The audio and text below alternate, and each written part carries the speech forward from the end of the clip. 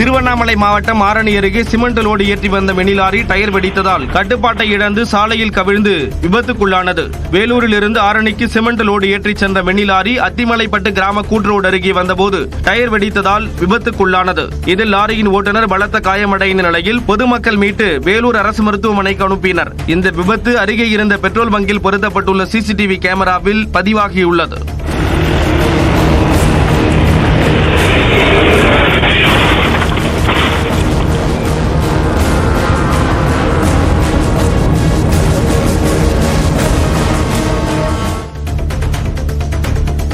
கிருஷ்ணகிரி மாவட்டம் சூளகிரி அருகே கர்நாடகாவுக்கு கடத்த முயன்ற 7 டன் ரேஷன் அரிசி ஈச்சர் வாகனத்துடன் பறிமுதல் செய்யப்பட்டது. கொல்லப்பள்ளி தேசிய நெடுஞ்சாலையில் குடிமைப் பொருள் வழங்கல் குற்றப்புலனாய்வு துறையினர் மற்றும் பறக்கும் படை அதிகாரிகள் வாகன தணிக்கையில் ஈடுபட்டனர். அப்போது வழியாக வந்த ஈச்சர் வாகனத்தை தடுத்து நிறுத்தி சோதனை செய்தபோது மூட்டை மூட்டையாக ரேஷன் அரிசி சிக்கியது. இதனை கடத்தி வந்த ஆந்திராவைச் சேர்ந்த சுரேஷ் மற்றும் மல்லிகார்ஜுன் ஆகியோர் கைது செய்யப்பட்டனர்.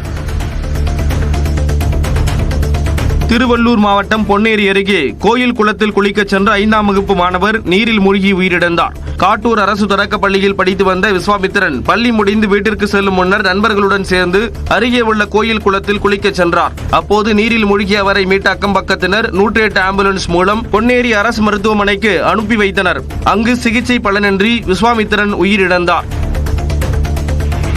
அரியலூர் மாவட்டம் காசாங்கோட்டை கிராமத்தில் மூளைச்சாவு அடைந்த விவசாயியின் உடல் உறுப்புகள் தானமாக வழங்கப்பட்டன. கடந்த 4ஆம் தேதி விவசாயி பசுமைக்குமார் என்பவர் மரத்திலிருந்து கீழே விழுந்ததில் தலையில் பலத்த காயமடைந்தார். இந்நிலையில் தஞ்சாவூர் மருத்துவக் கல்லூரி மருத்துவமனையில் அவர் மூளைச்சாவு அடைந்த நிலையில் மருத்துவர்கள் கேட்டுக் கொண்டதற்கு இணங்க அவரது உடல் உறுப்புகளை குடும்பத்தினர் தானமாக வழங்க முன்வந்தனர்.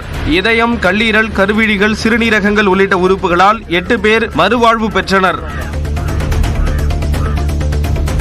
சட்டவிரோதமாக விற்பனை செய்த வழக்கில் பறிமுதல் செய்யப்பட்ட மது பாட்டில்கள் சென்னை கொடுங்கையூர் குப்பை கிடங்கில் வைத்து அழிக்கப்பட்டன. 2021ஆம் ஆண்டு பர்மா பஜாரில் சட்டவிரோதமாக விற்பனை செய்ய வைத்திருந்த 806 வெளிநாட்டு மது பாட்டில்களை உணவு பாதுகாப்புத்துறை அதிகாரிகள் பறிமுதல் செய்தனர். இந்த மது பாட்டில்கள் உயர்நீதிமன்ற உத்தரவின் பேரில் மாநகராட்சி அதிகாரிகளின் முன்னிலையில் புல்டோசர் மூலம் அழிக்கப்பட்டன.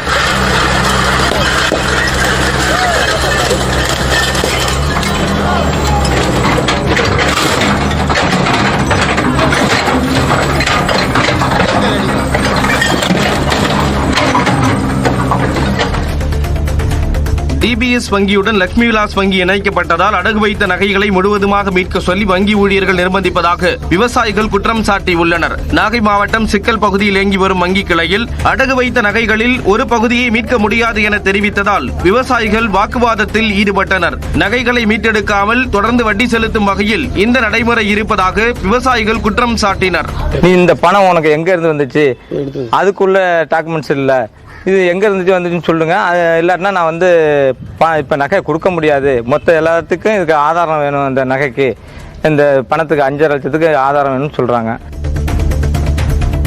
கோவையில் கோவில் திருவிழாக்களில் குடும்பத்துடன் வந்து நகைப்பறிப்பில் ஈடுபட்ட 2 பெண்கள் கைது செய்யப்பட்டனர். மரக்கடையைச் சேர்ந்த ஆயிஷமால் என்பவர் பேருந்தில் பயணித்த போது 5 சவர நகை காணாமல் போனதாக உக்கடம் காவல் நிலையத்தில் புகார் அளித்தார். அதேபோல சரவணம்பட்டி பகுதியில் உள்ள கோவிலுக்கு சென்றபோது வசந்தா என்பவரின் 6 சவர நகை திருடப்பட்டது.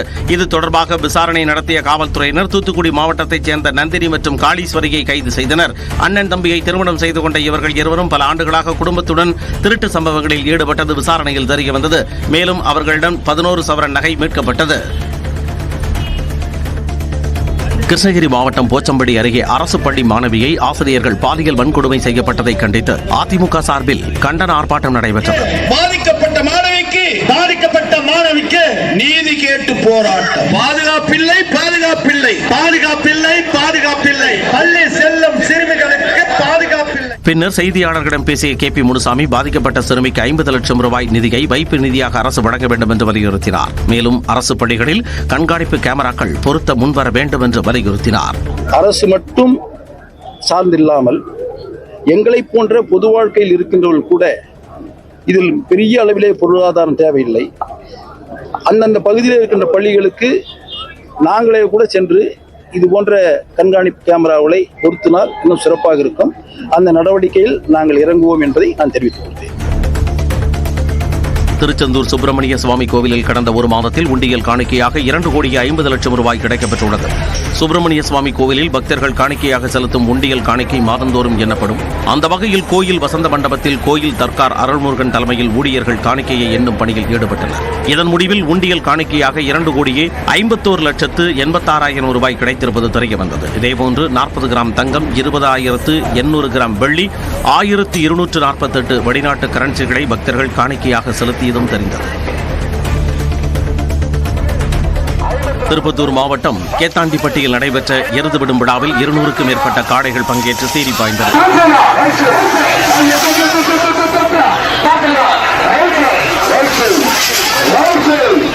இந்த எருதுவிடும் போட்டியை ஜோலார்பேட்டை சட்டமன்ற உறுப்பினர் தேவராஜி கொடியசைத்து தொடங்கி வைத்தார். இதில் இலக்கை குறுகிய நேரத்தில் சென்றடைந்த காடையின் உரிமையாளருக்கு முதல் பரிசாக 1,00,000 ரூபாய் வழங்கப்பட்டது. இரண்டாவது பரிசாக 77,000 ரூபாய், மூன்றாவது பரிசாக 55,000 ரூபாய் உட்பட 43 பரிசுகள் வழங்கப்பட்டன. இந்த போட்டியின் போது காடைகள் முட்டியதில் 20க்கும் மேற்பட்டோர் காயமடைந்தனர்.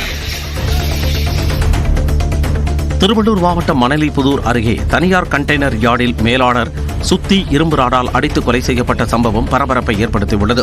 ஆந்திராவைச் சேர்ந்த சாய் பிரசாத் ரவளா என்ற 45 வயது நபர் வெள்ளிவாயல் பகுதியில் உள்ள கண்டெய்னர் யார்டில் மேலாளராக பணியாற்றி வந்தார். இவர் கண்டெய்னர் பெட்டிகளுக்கு கொக்கி மாட்டும் பணி செய்யும் பாலாஜியை பணிக்கு வரவேண்டாம் என்று கூறி திருப்பி அனுப்பியதாக கூறப்படுகிறது.